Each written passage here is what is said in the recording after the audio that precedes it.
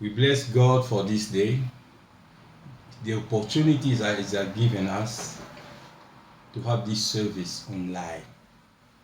This is just showing how our God is wonderful. There is nothing that can stop the people who love God, who commit themselves to follow Him, no matter what. And today is our first meeting, Sunday, that we are having a full church service. I bless you, I thank you, oh God, for this time. As you want to share the word of God, I ask all of you now to pray. Let us pray. Heavenly Father,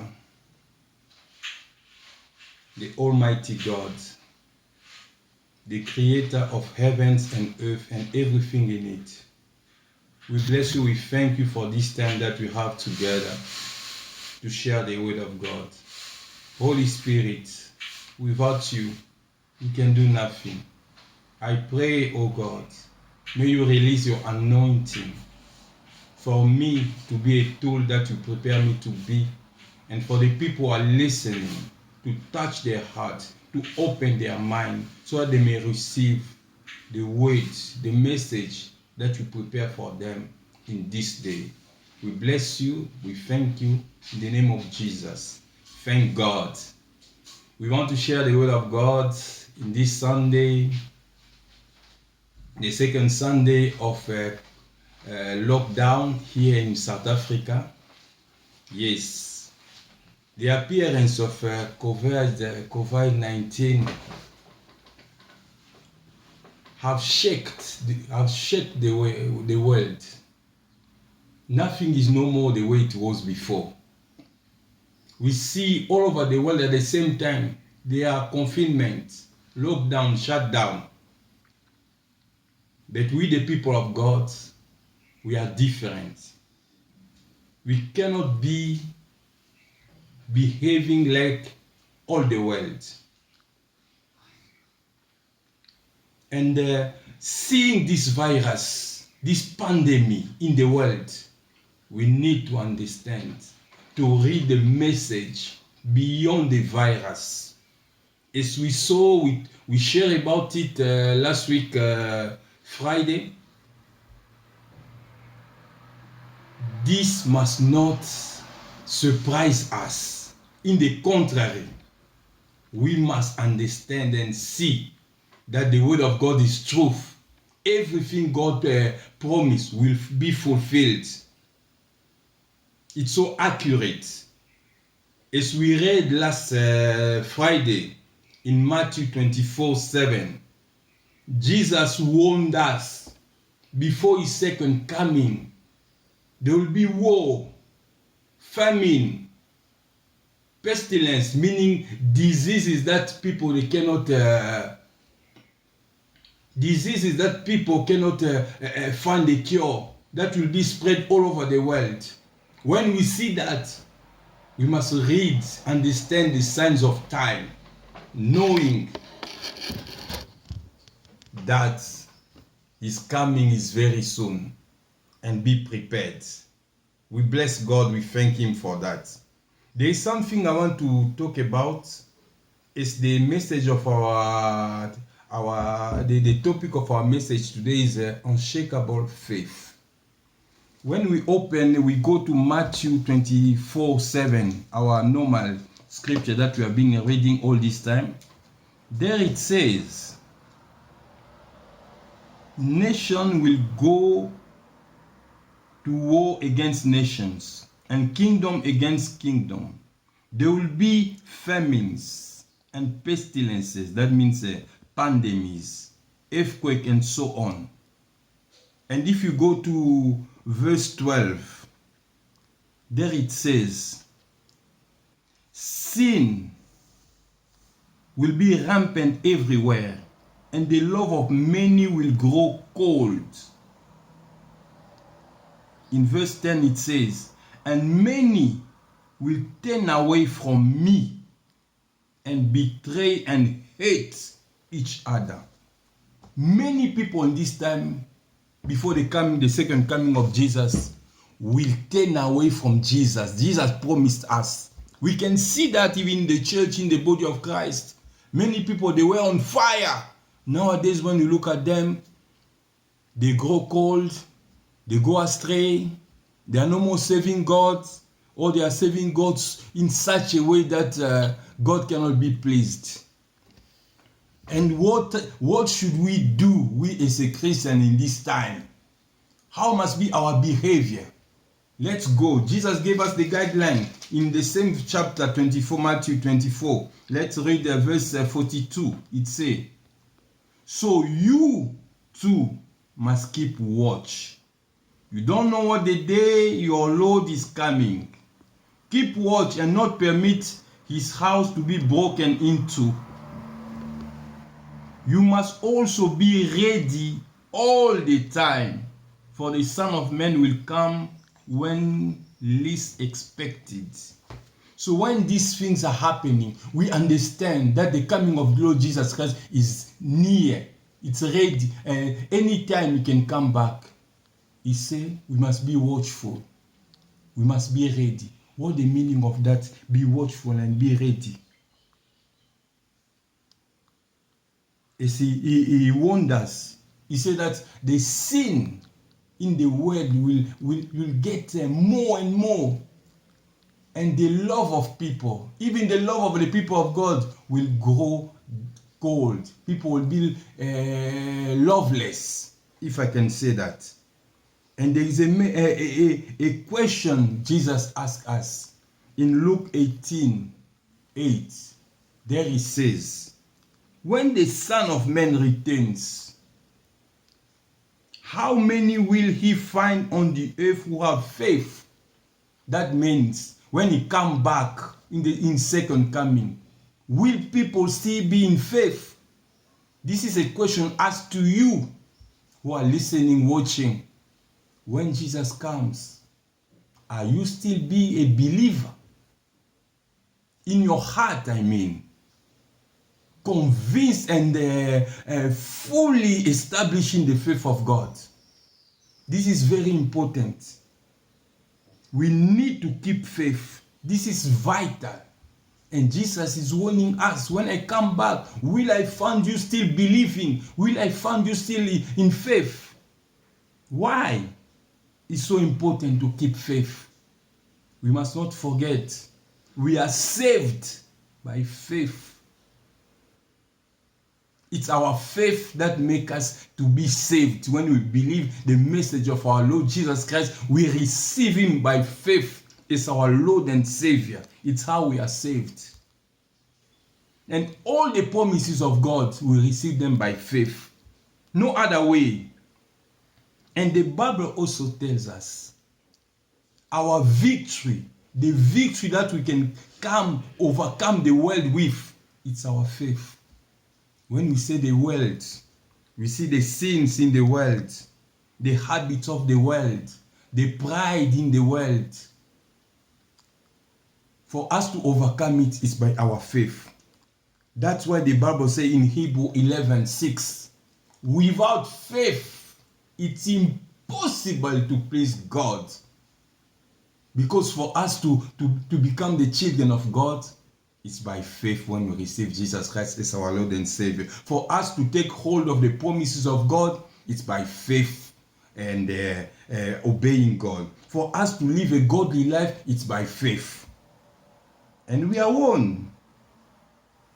In 1 Timothy 4, verse 1 to 2, I want us to read it. If you have your Bible with you, please turn there. 1 Timothy chapter 4, verse 1 to 2. This is so important, so that when it's happening, we must not be surprised. And the Bible reads, now, the Holy Spirit tells us clearly that in the last time, some will turn away from the true faith. They will follow deceptive spirits and teachings that come from demons. These people are hypocrites and liars, and their consciences are dead. It's telling us that before the second coming of Jesus Christ, many people will forsake their faith. They will no more believe God. They say, this stuff of the Bible, you are still believing it. You think that it's true. But that's why Jesus said, when I come back, will I find people still believing? Will I find people still having faith? This is a question about you and me. How are we living our faith? The Bible said that we must work out our faith. That means by our behavior, by our deeds and actions, people may see that we are in faith. In the parable of the 10 bridesmaids, in Matthew 25, verse 1 to 13, you see there, in the beginning, all the bridesmaids, they were having oil, they were on fire, they were having the Holy Spirit, believing. But with time passing, when they were waiting for the coming of the Lord, many lost their oil. That means their faith, no more believing, no more trusting God, no more being led by the Holy Spirit. And when the Jesus Christ came, just half of the people were ready to receive him. I hope it must not be our case. In the book of 2 Corinthians 13:5, it's a very important verse. 2 Corinthians chapter 13 and verse 5. I think every Christian every day must be obeying and applying this verse. There it says, examine yourself to see if your faith is genuine. Test yourself. Surely you know that Jesus Christ is among you. If not, you have failed the test of genuine faith. In other version they say, examine yourself and see if you are still in faith. That's the question, the order, the command that we received this morning, to examine ourselves. Are we still in faith? Are we still believing the true God? Are we still relying on Jesus for us to be delivered from any situation? How can we examine ourselves? We should examine ourselves just by our actions and the way that we are speaking. When you are in crisis, when you are in trouble, when you are under pressure, what do you say? What do you think in your heart? How do you behave?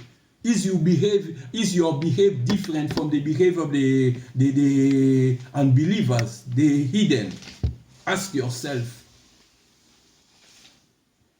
When you see the news on TV, they are talking about coronavirus, how many people have been infected, how many people are dying. And what's your reaction? Are you speaking like the world? Oh, it will destroy all of us. It will devour all of us. Or do you say, I am in Christ Jesus.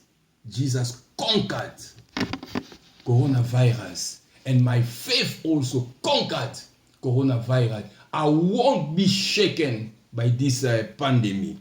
I will live and proclaim the goodness of God. Praise God. So it's very important this time to have faith, because it's our faith that will make us to conquer the challenges that we have in the world, what is happening, this bad news, these bad things, these calamities that are happening in the world. It's our faith that will allow us to conquer and to be victorious and not victim. Because the plan of the devil, when he's released this stuff in the world, is to destroy our faith. Because when our faith is destroyed, he has won. Sadly, we can see many people of God are not living a life of victory. The challenges of the world, the things that are happening, the tough times are subduing them. They are no more on fire. I've seen in my life in the church how many young people, they were on fire praising God, serving God. But with time passing, they grow cold. There is no more that commitment, that fire that was on them before. What has happened? That's the question. They have lost their faith. Their faith become just a formality, an empty thing, an empty symbol. How can we keep our faith alive? The Bible is so complete. God put everything in place for us to live a victorious life. If we go to Galatians 5, verse 6, there it says, faith works by love.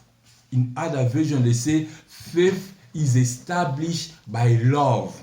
So for your faith to be strong, you need to walk in love. When love is in your heart, you won't struggle to walk by faith, to keep your faith alive. And it's also something that is not difficult, because the Bible tells us in Romans 5:5 that the love of God is shed in our heart by the Holy Spirit. That means when you believe God, when you trust your life and you commit it to Jesus, the Holy Spirit that is in you have poured out the love of God in your heart. So you don't need to struggle to walk in love, because the love of God is in your heart. Just follow the prompting of your heart. You'll see the love of God and leading you. And your faith will be established, will be stronger. Faith is essential in our walk with God. Because the confidence that God, the confidence we have that God will keep His word and promises, it's what? It's by faith. When we have faith, it's when we trust, God is faithful. I know, even in this situation, He'll make a way for me. He'll give me a safe landing place. I won't be destroyed. I won't be defeated. I won't be overcome or subdued by what is happening. But I will come out victorious and conquering. And thank God for this first part. I want to continue to talk about what makes our faith to be strong. As we are talking about unshakable faith. The faith that no matter what is happening, it cannot be shaken. You are established. You know that I am in it. I will win it. I won't give up. I won't quit. No matter what, I know I just have only outcome, victory, breakthrough. How can we have this kind of faith? When we go to Hebrew 8, verse 6, let's open our Bible there. Hebrew 8, verse 6 is very important. Because we cannot, our faith must be established from the word of God. It says, Hebrew chapter 8, verse 6, it says, but now Jesus, our high priest, has been given a ministry that is superior to the old priesthood. For He is the one who mediates for us a far better covenant with God based on better promises. Amen. How wonderful. We must be excited when we read such a word. The Bible said that sometimes when we see the stories in the Bible, we envy Moses, we envy David, Samson, and so many people. We say, wow, which kind of people are these? How mighty they were. We think about Daniel, about Shadrach, Meshach, and Abednego in the fiery burning furnace. But we forget they were relying on the old covenant that they have with God. But we, being Christians, we have a new covenant with God that our Lord Jesus Christ established Himself. And they say this covenant is coming with better promises. How wonderful it is. So if you don't know about that, you lose your faith and don't know what to do. Just live like the world is living. We bless you, God. We thank you. We'll continue our teaching. It's not the end. Praise God in Jesus' name.